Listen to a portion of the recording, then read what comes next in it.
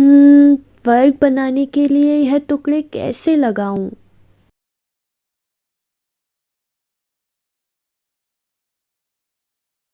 गणितीय सोच के इस ई लर्निंग वीडियो में आपका स्वागत है।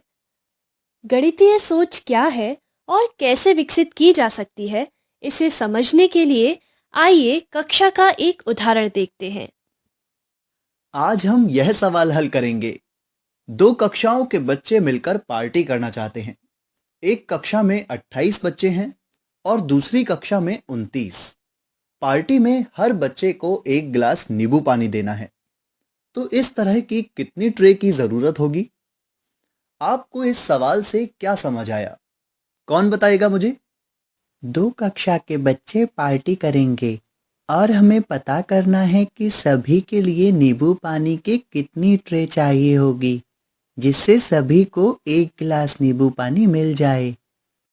क्या हमें पता है कि पार्टी में कितने बच्चे होंगे? हाँ, एक कक्षा से 28 और दूसरी कक्षा से 29।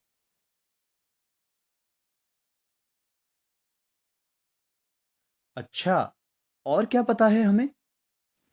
और यह कि एक ट्रे में 10 गिलास हैं। तो यह दो जानकारी हमें पता है। अब हमें क्या पता करना है? हमें पता करना है कि हमें कितनी ट्रे चाहिए होंगी। आपको क्या लगता है, ट्रे की संख्या पता करना क्यों जरूरी है? क्योंकि तभी तो बच्चे उतनी ट्रे का ऑर्डर देंगे। कहीं कम ट्रे का ऑर्डर कर दिया तो कुछ बच्चों को नींबू पानी नहीं मिलेगा, और ज़्यादा ट्रे आ गई तो वो नींबू पानी वेस्ट हो जाएगा। तो हमें पता करना है कि नींबू पानी की कितनी ट्रे ऑर्डर की जाएं, जिससे सभी बच्चों को एक गिलास नींबू पानी तो मिल जाए। अच्छा, चलिए अब हम सब 5 मिनट का समय लेते हैं इस सवाल को हल करने के लिए। जो बच्चे खुद से सोचना चाहते हैं वो खुद सोच सकते हैं, और जो अपने साथी के साथ मिलकर सोचना चाहते हैं वो साथ में मिलकर सोच सकते हैं। फिर मैंने सभी बच्चों को सवाल हल करने का समय दिया। जिन बच्चों को सवाल समझने में कोई कठिनाई थी, मैं उनके पास जाकर बात कर रहा था। क्या कोई बता सकता है कि पार्टी के लिए कितनी ट्रे चाहिए होंगी? ऐसी 6 ट्रे चाहिए होंगी। क्यों? कुल बच्चे हैं 28 जमा 29, यानी 57 बच्चे। 57 को 10 से भाग किया तो आया 5 और बचे 7। अगर 5 ट्रे मंगवाएंगे तो 7 बच्चों को नींबू पानी नहीं मिलेगा, इसलिए हमें 6 ट्रे चाहिए होंगी। क्या सभी ने इसी तरह से किया? मैंने चित्र बनाकर हल किया। मैंने 10 गिलास वाली ट्रे बनाई जब तक 57 गिलास नहीं हो गए। मैंने इस तरह हिसाब लगाया, 28 30 के करीब है और 29 भी 30 के करीब है, इसलिए कुल बच्चे करीब 60 हैं। एक ट्रे में 10 गिलास है, 6 बार 10 गिलास से हमें 60 गिलास मिलेंगे, इसलिए हमें 6 ट्रे चाहिए होंगी।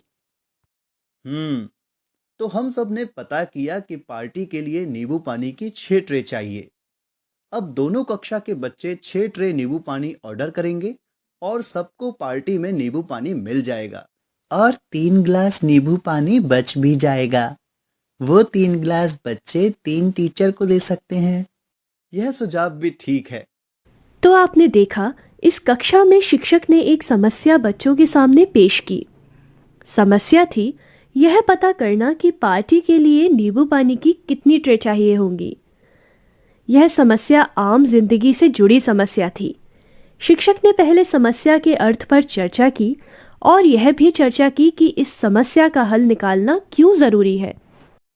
फिर शिक्षक ने बच्चों को खुद से इस सवाल को हल करने का समय दिया। इस सवाल को हल करने के लिए वो आपस में भी चर्चा कर सकते थे।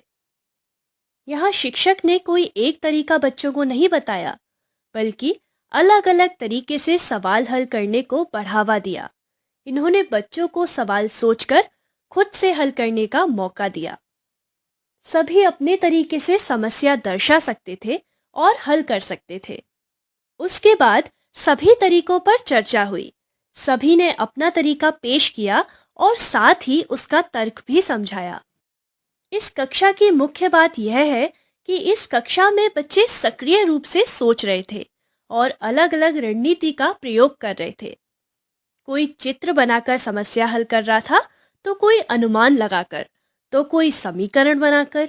सभी के तरीके भले ही अलग हो, पर सभी समस्या समाधान की उधेड़-बुन में व्यस्त थे।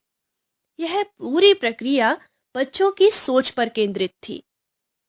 इस प्रक्रिया में बच्चे बातचीत कर रहे थे, चिंतन कर रहे थे और इस प्रक्रिया में उनकी गणितीय सोच का विकास हो रहा था। मुझे आशा है आपको इस वीडियो से सहायता मिली होगी। धन्यवाद।